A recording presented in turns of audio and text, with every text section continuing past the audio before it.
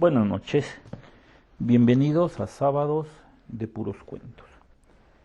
¿Cree usted que el diablo existe? Nuestra historia del día de hoy se llama Les Monts du Futur.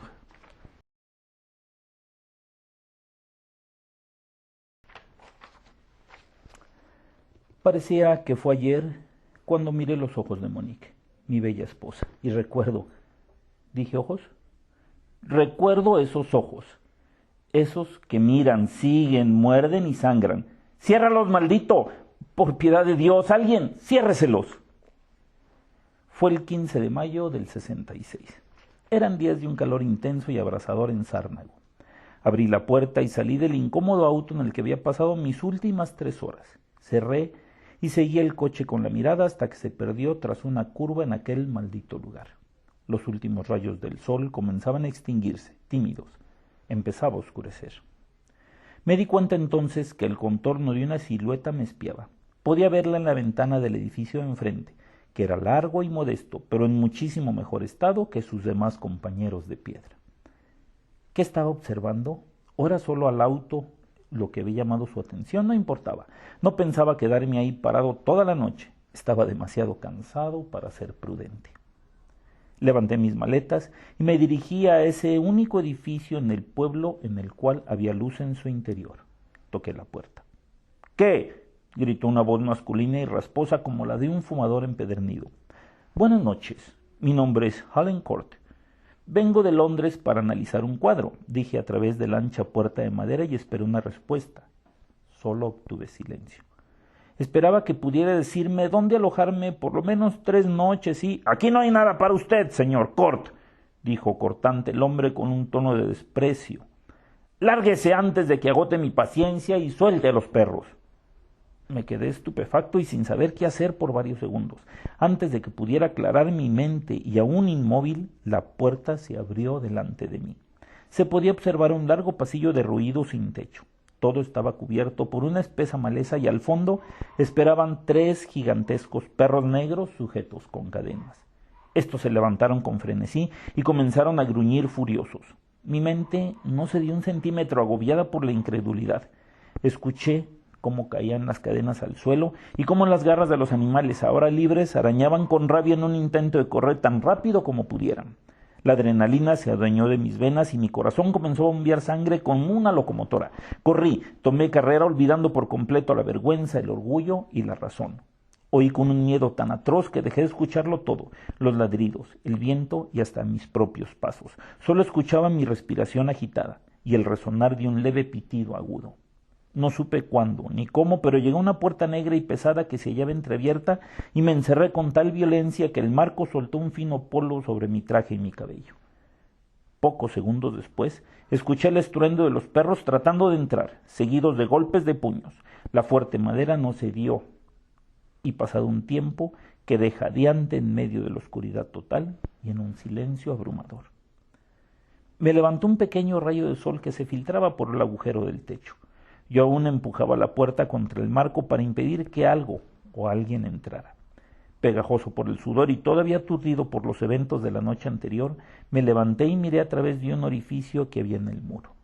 Buscaba a mis agresores, pero no los pude encontrar. El lugar se veía tan pacífico como un cementerio y sonaba igual. 4:32 de la madrugada. No pude dormir otra vez. Me estoy ahogando en la demencia. ¿O será acaso que los hechos que me persiguen como esos perros sin sombra, esos que buscaban darse un festín con mi alma y mi razón, siguen ahí? Fue hace tanto tiempo ya, pero el recuerdo es tan vívido, fresco. En mi mente esa sonrisa torcida y burlona del mismísimo Satanás no se va, no se larga. Creo que quiere matarme.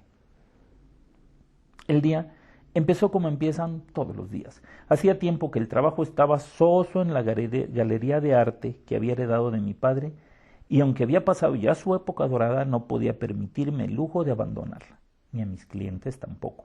Así, igual a las 1001 veces pasadas, llegó un trabajo inesperado que habría de solventar mis deudas y matar al fantasma del fracaso, o al menos desaparecerlo por un tiempo. El trabajo simple. Querían el estudio y la autenticación de un cuadro, uno que nunca en mi vida había visto, ni siquiera oído nombrar. La paga, excelente. Y yo simplemente no podía estar inactivo un día más. Tomé el trabajo sin vacilar. De haber sabido que ese lugar no era sino una bodega de vinos abandonada, en la que la Santa Inquisición había puesto una de sus más crueles cámaras de tortura ya por 1619, y que en sus pasillos apretados e inundados por un líquido asqueroso me esperaba en carne, hueso y sangre, con un odio asesino en la mirada, el peor terror que conocería en esta vida, mejor me hubiera sacado los ojos para no verlo y cortado las orejas para no escucharlo, y así salvarme de esta locura que ha de acabar con mi vida. Por favor, no permita que mi enfermizo estado influya en esta historia.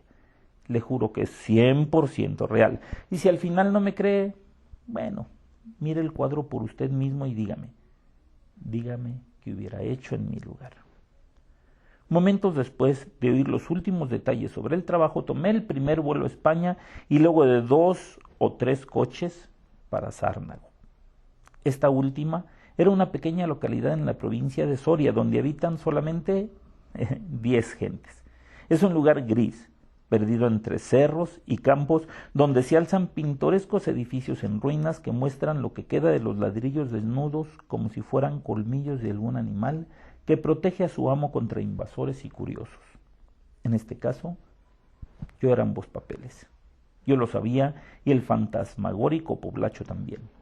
No debería de estar ahí. Como crítico de arte y experto en pinturas antiguas, había visto todas las obras dedicadas al Señor de los Abismos y la penumbra, o eso creía yo. Este era el caso de una de esas obras maestras inexplicables e invaluables que conllevan al morboso placer de ser vistas y admiradas a pesar de todas las advertencias que recibíamos y del disgusto que nos cause verlas. Mi cliente, el señor Ferrán, era un adinerado y reconocido historiador. Me había contratado sin conocerme, pues fui supuestamente recomendado por algunos clientes del pasado cuyos nombres se negó a ceder. Pagó una gran suma de dinero para saber la fecha de la realización, los materiales empleados, la técnica usada y sobre todo lo que pudiese averiguar de un supuesto cuadro que a la fecha se titula Les Semons du Futur, o La Semilla del Futuro. Discúlpeme si me detengo en este momento. Mi memoria ya no es la de antes. Deben de ser los años. Para la vida los detalles no son importantes, mas tiene la crueldad de hacernos recordar por siempre aquello que anhelamos olvidar. A la vida también le gustan las ironías, incluso ya empieza a entender sus bromas y hasta empiezan a parecerme graciosas, ¿sabe? Intenté abrir la puerta, pero no se movió.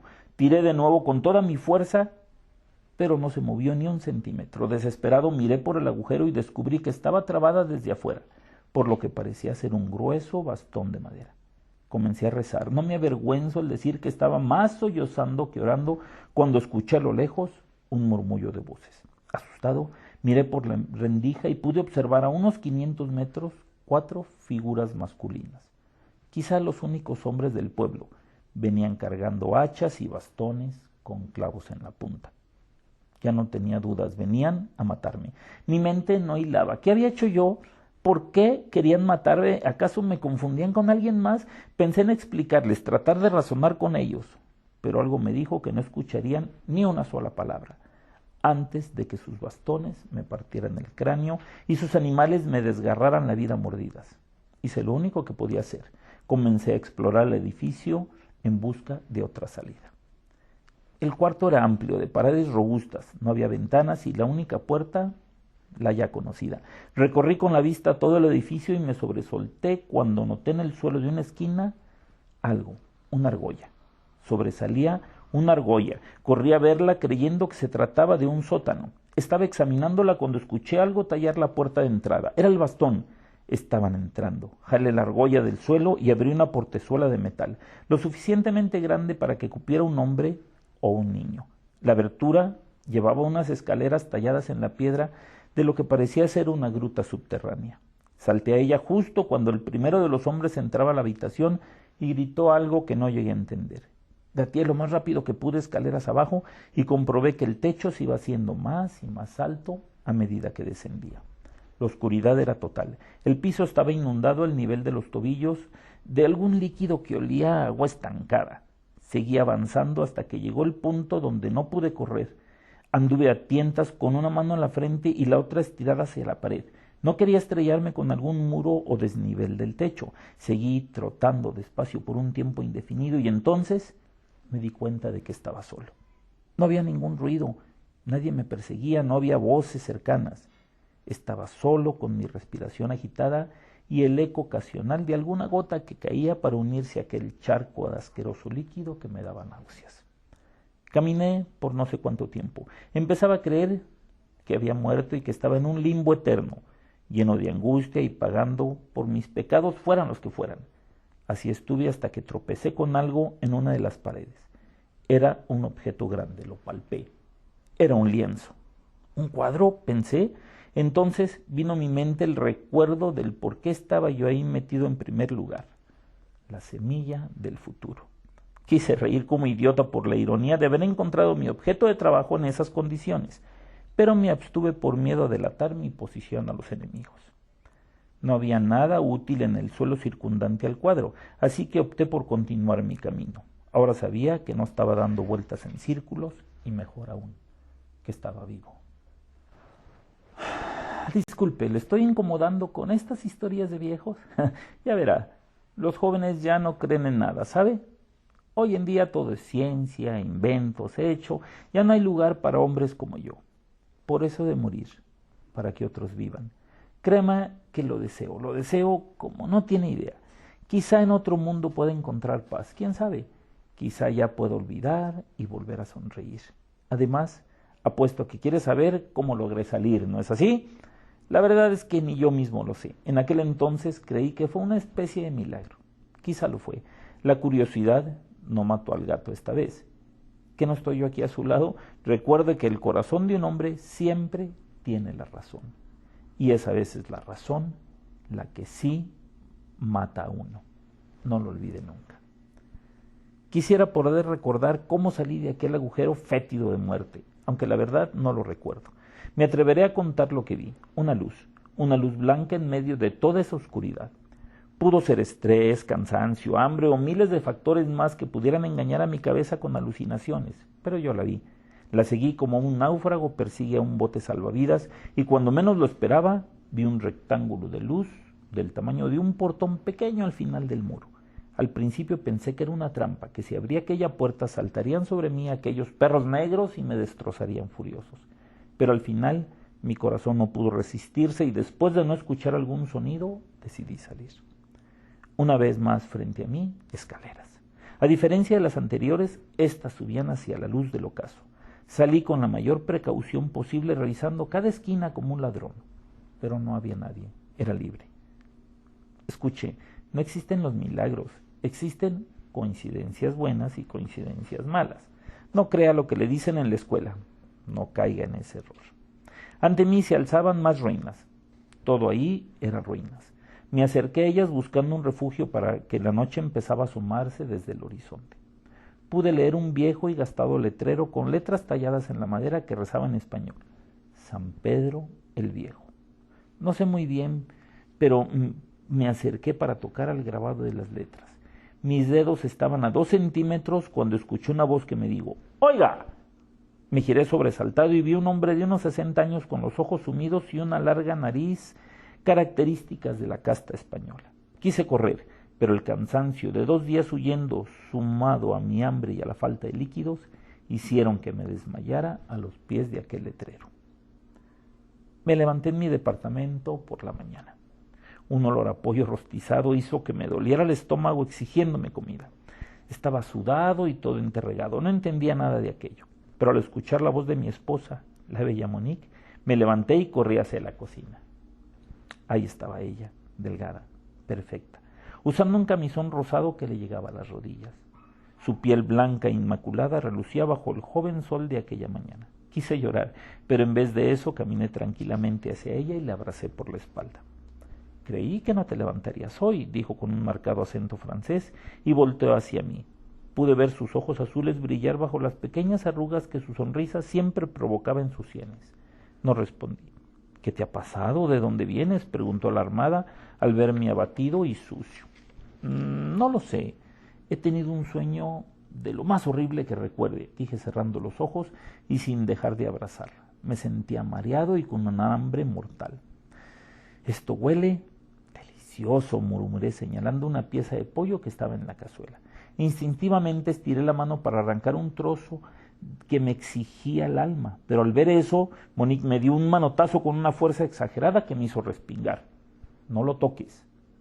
¿Qué no ves que es para el niño?, susurró abriendo los ojos por un miedo que no conocía en mi mujer. ¿Niño? ¿Cuál niño?, pregunté asombrado, pues mi mujer y yo no teníamos hijos.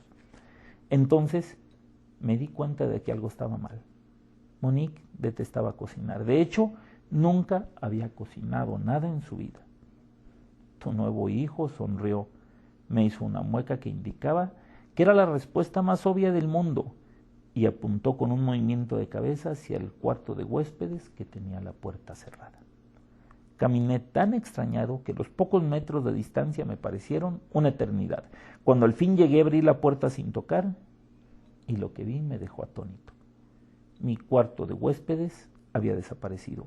En su lugar había un pasillo largo con paredes de piedra y el suelo cubierto de un líquido verde y espeso. Su olor me era familiar. No podía recordar de dónde. Caminé a lo largo del pasillo y entonces noté algo que no había visto por estar contemplando el estado de mi viejo cuarto.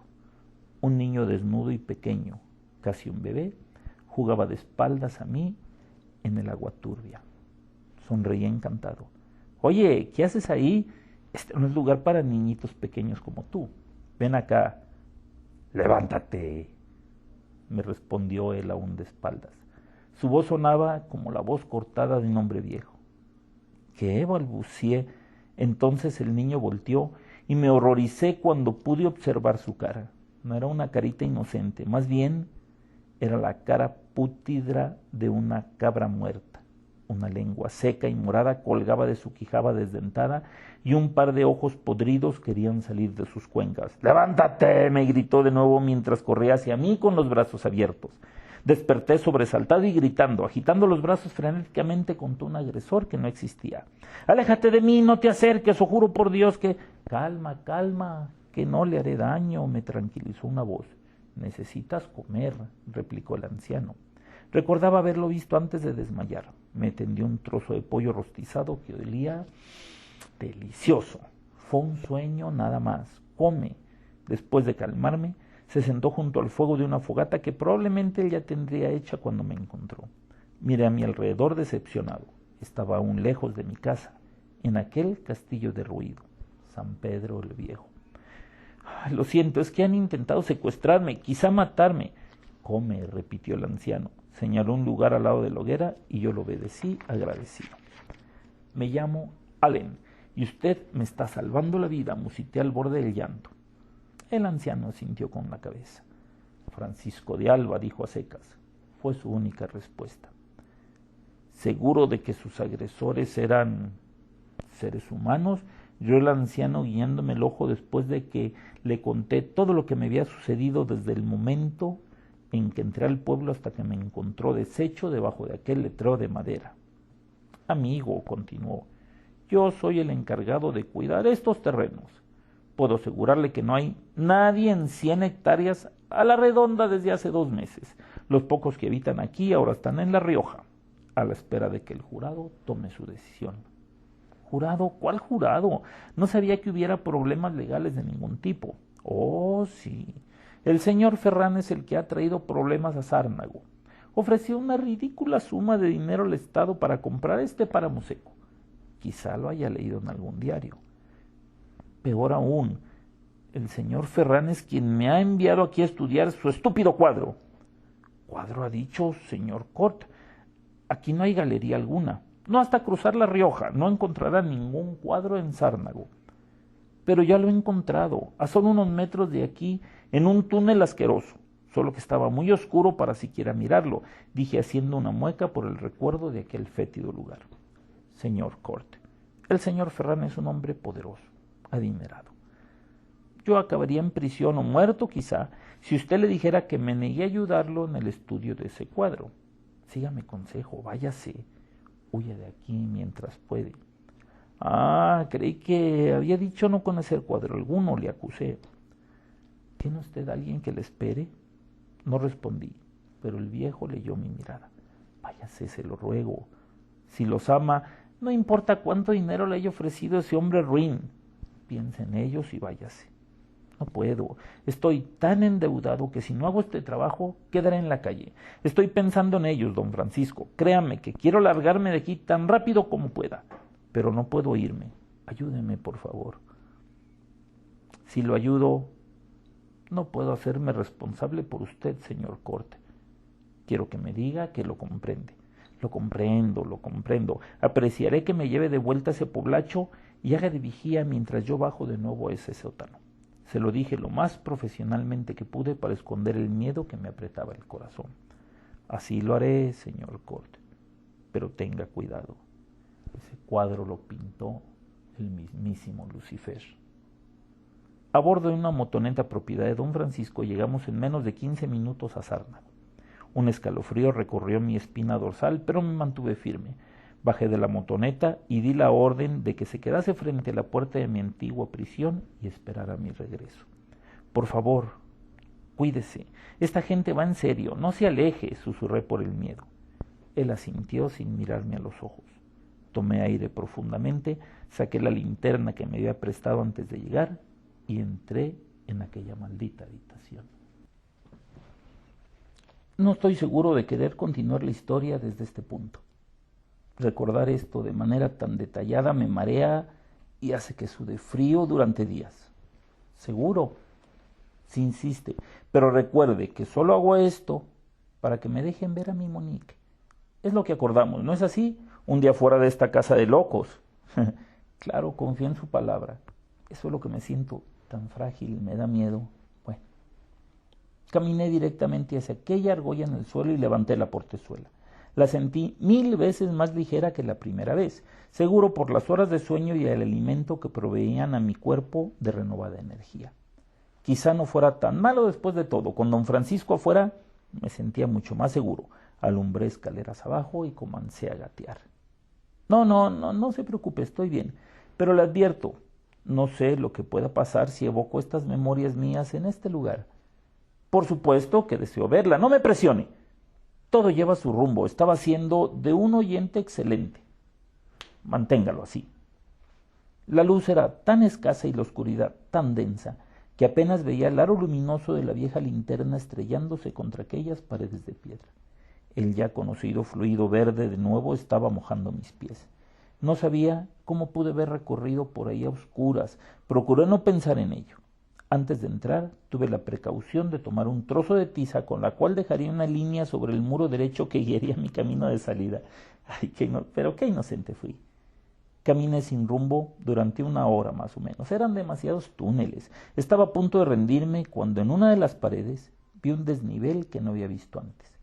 Obviamente el cuadro estaba cubierto por una lona o algo similar. No podía creer que hubiera sido tan tonto como para esperar encontrarlo al descubierto en un ambiente tan húmedo. Me apresuré hacia él. Era grande. Demasiado para entrar por las pequeñas puertas que yo conocía. Quien quiera que fuese el artista, tuvo que haberlo pintado allá abajo. No podía concebir a alguien tan enfermo como para pintar allá abajo un cuadro de ese tamaño. A nadie excepto a... No, pensé, y me negué a darle crédito a la historia de don Francisco. El diablo no existe. Con un movimiento rápido quité la lona sucia que envolvía el cuadro. Era el retrato de un niño, apenas un chiquillo de 2 o 3 años. En una mano sujetaba un cetro ricamente adornado y con la otra apuntaba con anhelo directamente hacia el espectador. Estaba sentado con las piernas encontradas sobre un cojín rojo bordado en oro. El fondo de la habitación estaba igualmente adornada y abarrotada de riquezas. En general era un cuadro muy bello, pero algo no estaba bien. Esa expresión en su cara no era humana. Tenía el ceño fruncido en una máscara de disgusto. Su asco era casi palpable. Tenía la boca torcida y hacía una mueca horrible que parodiaba una sonrisa. en la cual dejaba ver apenas un par de dientecillos. Su rostro era dolorosamente macabro y los ojos estaban pintados de un rojo intenso. En ellos se reflejaba un odio absoluto, rabia condensada en dos pupilas. No, eso no era una pintura, no era un trabajo cualquiera. Eso no podía haberlo pintado ningún ser humano. ¿Cómo pude ver esa asquerosidad ser hecha por el hombre? Si lo pintó el demonio, el mismísimo Satanás, yo pude verlo a los ojos, ¿entiende? Al puto diablo, oh Dios, esos ojos. ¿Alguna vez ha visto el infierno? Reconocería el hedor de 1.000 millones de almas cocinándose ante las llamas de un abismo eterno. Yo sí. Todo lo vi en aquellos ojos carmesí, completamente rojos como la sucia sangre de los pecadores, baba espesa como el esperma que resbala de los labios ladinos de Lucifer. No podía apartar la vista. Sentía que yo era el cuadro y él el crítico. Era como si me señalara solamente a mí. Me quería, me anhelaba, me deseaba. En un espasmo que me recorrió desde los pies hasta mi cabeza, solté la linterna que se hundió en aquel mar de sangre envenenada. Por un momento todo fue oscuridad. La imagen delante de mí quedó tatuada en mi cerebro, así que no podía dejarla de ver, aun cuando no había luz, ni cuando cerraba los ojos, y entonces, cuando no podía ser peor, escuché una risita. La ridícula risa de un niño, no muy lejos, divertida. El cabrón se reía, ¿entiende? El hijo del diablo se burlaba de mi estupidez y me incitaba a la locura. Esa maldita rata. No me matarás, no a mí, cerdo, bastardo. Hice lo único para lo que resulté bueno en toda la vida, correr. Corrí tan deprisa como pude, ya no importaba, iba gritando como un loco al que le arrancaran los dedos. Corrí mucho tiempo en total oscuridad, chocando contra los muros que tenía enfrente, hasta que mis manos y mi cara estuvieron cubiertas de sangre. Y la risa seguía ahí, convirtiéndose casi en una carcajada. ¿Entiende entonces por qué me llaman loco? ¿Quién no se habría vuelto loco ahí? Dígame usted, maldito burgués de mierda. Corrí hasta que pasó lo inevitable. Me golpeé la cabeza con el dintel más bajo del techo, señal de que ya estaba a unos pasos de las escaleras de salida. Caí de espaldas y salpiqué las paredes con el agua. Quedé tendido y en shock. Tenía un dolor de cabeza digno de un enfermo terminal, y la sensación de mi propia sangre escurriéndome por el cuello que se mezclaba con la sangre verdosa de aquellos pasillos infernales. Quisiera haber muerto ahí y dejar de escuchar aquella risa. Hubiera sido tan fácil, pero alguien tenía otros planes. Me cerraron las puertas del infierno por diversión, lo sé. En vez de mi tan anhelada muerte, recibí un empujón que me trajo de vuelta a la vida. Estaba allí, a oscuras y bañado en sangre. Me incorporé sobre las manos aturdido y en total silencio. Entonces, solo entonces, fue cuando el infeliz maldito rompió la barrera física que divide a los mortales de los dioses y de los demonios. Me tocó la mano. Puso sus deditos fríos sobre el dorso de mi mano mientras que con la otra tiraba de la manga de mi camisa hacia abajo para que le prestara atención. Para mí fue todo. Mi cabeza perdió su centro, mi mente se fugó y me desmayé por segunda vez en menos de un día. ¿Quiere más, eh? ¿Le gusta el cuentito, hijo de puta? No me diga que me calme, no me diga que me calme. Cállese y escúcheme hasta el final. Recuerdo luces, imágenes difuminadas. El valiente don Francisco oyó mis gritos y sin pensarlo dos veces bajó en mi ayuda. Lo cierto es que él creía que estaba en posesión de mis agresores humanos. De haber sabido que mi terror era otro, de seguro me hubiera dejado ahí para siempre. Lo demás, como dicen, es historia. No se preocupe, ya estoy bien. ¿Qué le ha parecido? No me cree, ¿verdad? No importa. Supuse que no lo haría. Ni yo mismo me hubiera creído cuando tenía su edad. Ahora váyase. Le conté mi historia por una sola razón. Y es porque su padre, el señor Ferrer, está loco. Es un imbécil adorador del diablo. Si quiere estudiar el cuadro, que vaya él mismo y lo vea al cabrón. Pero usted manténgase alejada, ¿entiende? No quiere pasar por esto. Yo sé lo que le digo. Mi Monique, ¿qué hay con ella? Ay, señorito Ferrán, es usted un hombre de palabra, pero me temo que ni usted con todo su dinero puede reunirme ahora con ella. Está muerta. Murió hace años junto conmigo en esa cloaca. Me enteré al volver a casa. Creo que todo fue parte de la conspiración del maligno para castigarme por atreverme a verlo a los ojos y vivir para contarlo. Sé, sin embargo, que me espera en algún lugar. Eso me mantiene aquí, impide que me mate, mi querida Monique. Lo demás es historia, señorito Ferrán. Lo demás es historia. Quiero agradecer al señor Jorge Eduardo Castro por permitirme leerles su cuento. Me pareció maravilloso. Los sigo invitando a que nos envíen sus cuentos o ideas originales a nuestro correo sabadosdepuroscuentos@outlook.com. Mientras tanto, nos vemos en sus sueños.